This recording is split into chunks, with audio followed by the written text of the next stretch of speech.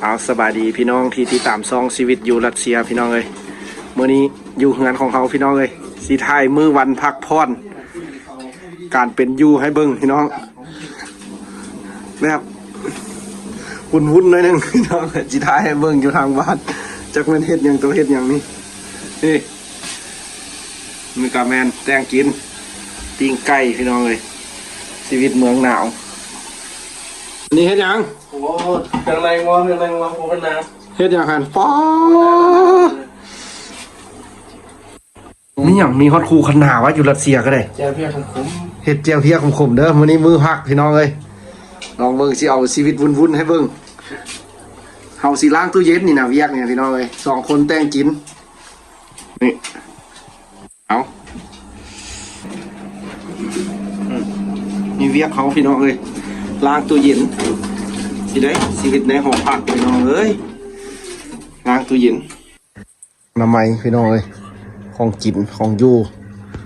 ชีวิตเมืองหนาวแบบวุ่นๆพี่น้องเอ้ยเอาอันนี้ก็เป็นเวียกเขาพี่น้องเอ้ยเขาหับอนามัยตู้เย็นเมื่อนี้นะเปื้อนหลายพี่น้องเอ้ย1 อาทิตย์แล้วจะค่อยได้อนามัยมันพูดหรอคันมีพื้นที่แบบกว้างๆก็ดีพี่น้องเอ้ยเพราะว่าเขาจีเอาซีนป่าที่เขาเอาไว้นะเอาไปตากแดดตากอย่างไว้พี่น้องให้มันอากาศทึเอาสิล้างตู้เย็นพี่น้องนี่อันนี้ก็แม่นอนามัยเวียกเขาตัวนี้นะซักเครื่องซักอย่างแน่เอาให้หมูแต่งกินแล้วก็พากินข้าวนี่กระตุ้มปิ้งไก่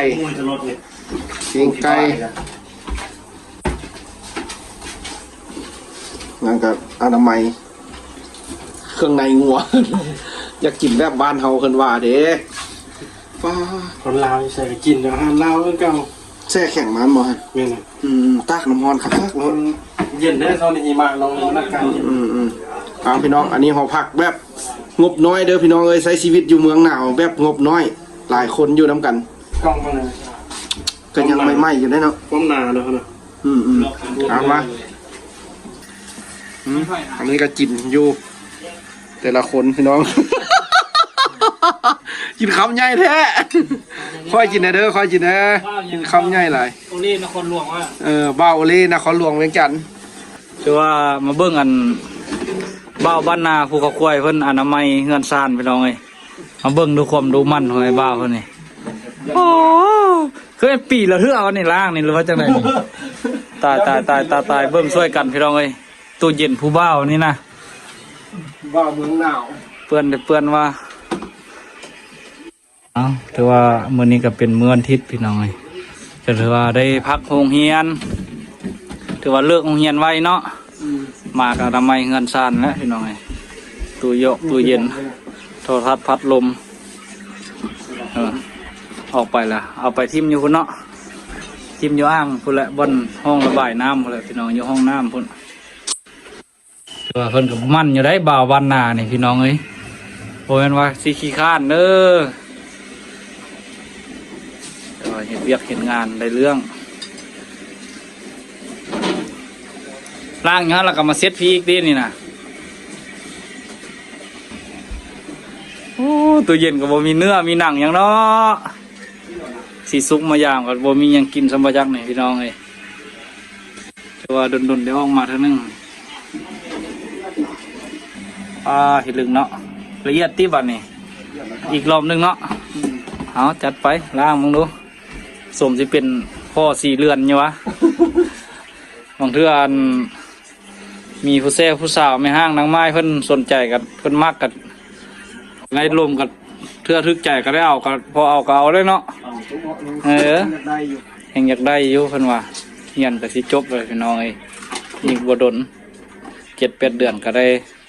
กลับสู่บ้านให้บ้านนาคือเก่าแล้วกลับมาอยู่นำพ่อแม่พ่อตู่แม่ตู่อยู่เฮือนท่าอยู่ถือว่าคันว่าจบเมื่อนี้ถือว่านอกจากว่าสิได้ใบประกาศเมื่อแล้วนี่ได้ลูกได้เมียมาอย่างก็ถือว่าเป็นการดีได้เนาะคือว่าจังว่าฮัลโหลก็เบิ่งอยู่นี่แหละเห็นแล้วก็คอมเมนต์มาพี่น้องเอ้ยมาทักทายถามข่าวกันโอลมกันพี่น้องเอ้ยหาทำไมตู้เย็น แบ่งกันแต่ละเวียกผู้แต่งกินกระแต่ง ถือ สั ว่า กเครื่องกับนี้ ตัวฝักส่วนนึงก็ถือว่าอยู่งานครัวเนาะแต่งกิน แต่งกินไปเบิ่งดูไปเบิ่งให้แน่แต่งกิน ถือว่าเสื้อเนื้อเถื่อนหนังอยู่พุ่นไปเบิ่งนำกันพี่น้องว่าเฮ็ดหยังเป็นผู้ใดนี่แต่งกินนี่ อยู่ถือว่าอยู่ทางงานครัวกันนี่บ้าวนครหลวงพี่น้องเอ้ยแต่ว่าเฮ็ดอัน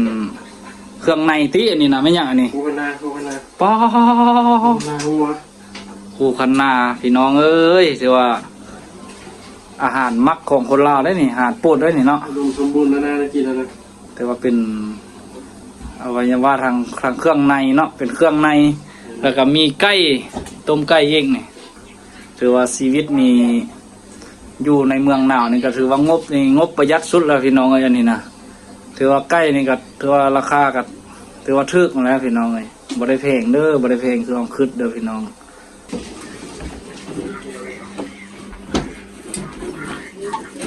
โอ้บ่าวันนา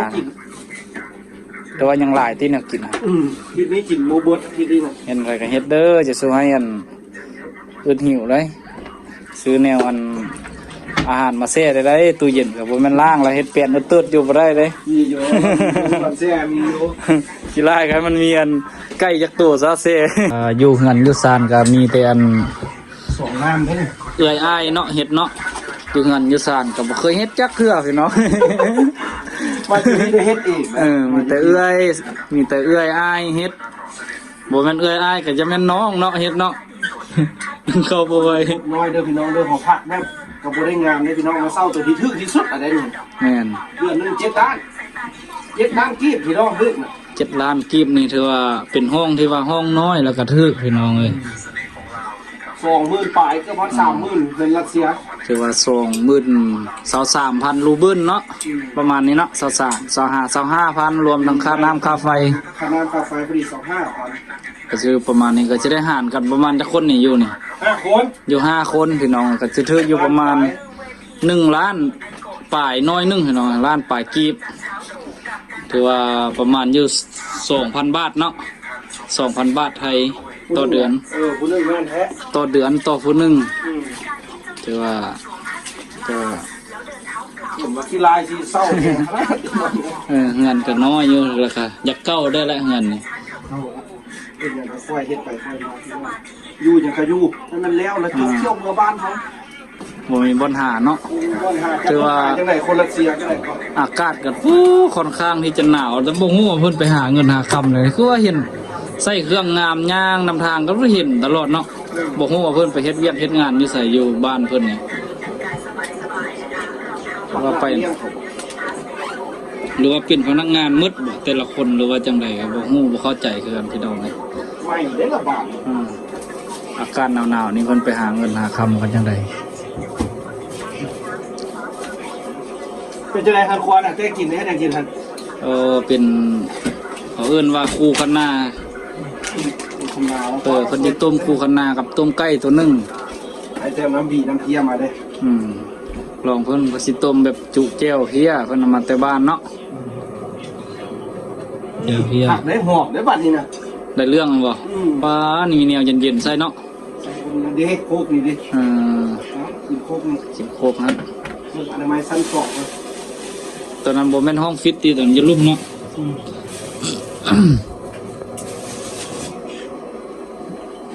หรือว่า น้ำเลือดปูเลือดป่าที่เนี่ยใส่ แต่ว่าตู้เย็นเพิ่นนี่ก็ค่อนข้างที่จะมีเนื้อหลายเพิ่นว่า เนื้อหลายแล้วก็บ่มันได้ล้างเนื้อมันคับเนื้อ ล้างสำระเนื้อออก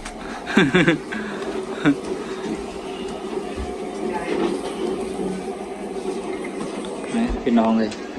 ชื่อว่าอันแก้เมื่อยเป๊ปซี่เป็นคล้ายๆคือเป๊ปซี่บ้านเฮานี่แต่ว่ารสชาติก็สู้บ้านเฮาบ่ได้พี่น้องรสชาตินี่ถือว่าประเภทน้ำนี่แต่ว่าขนมนี่แซ่บอยู่พี่น้อง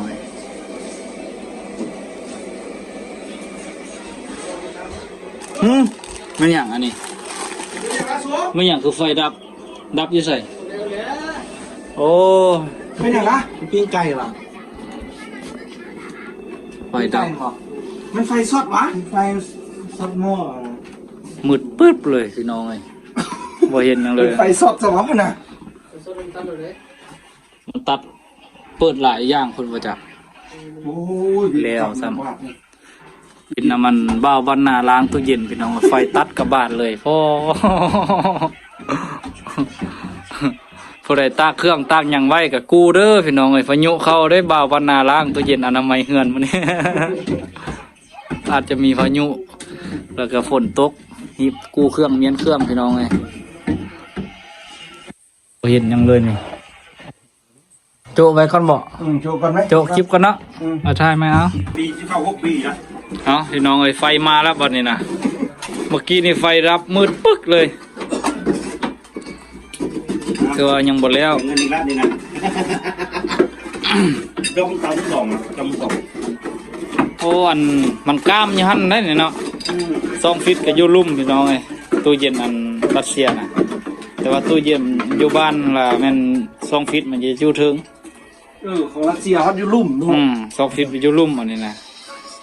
เขาแข่งเขาอยู่ลุ่มรัสเซียก็คือรุ่นเรื่องกับมีรุ่นอยู่ลุ่มกับมี 2อยู่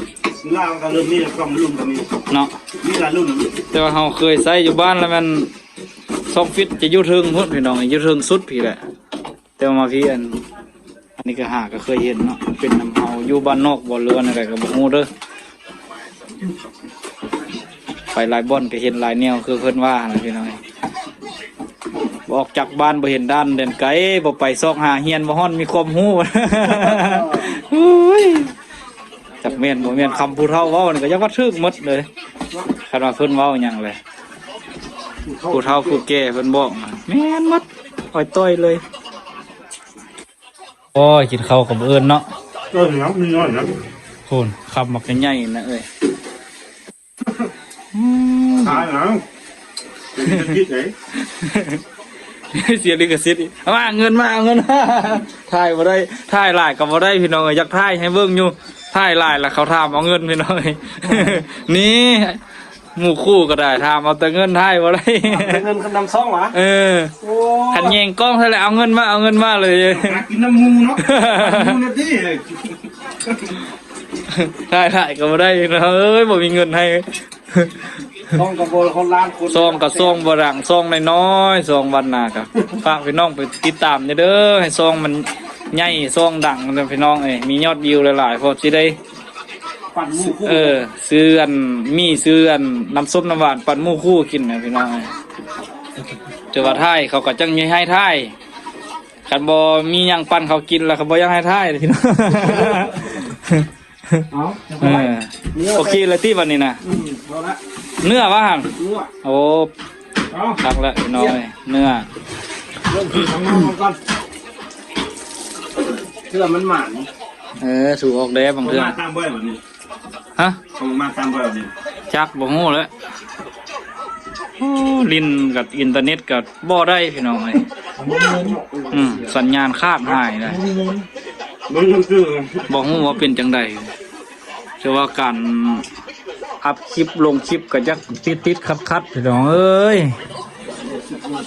เพื่อสิได้คลิปหนึงลงให้พี่น้องได้เบิ่งโอ้ยบ่แม่นธรรมดาสัญญาณเน็ตเพิ่นก็ตัดนะ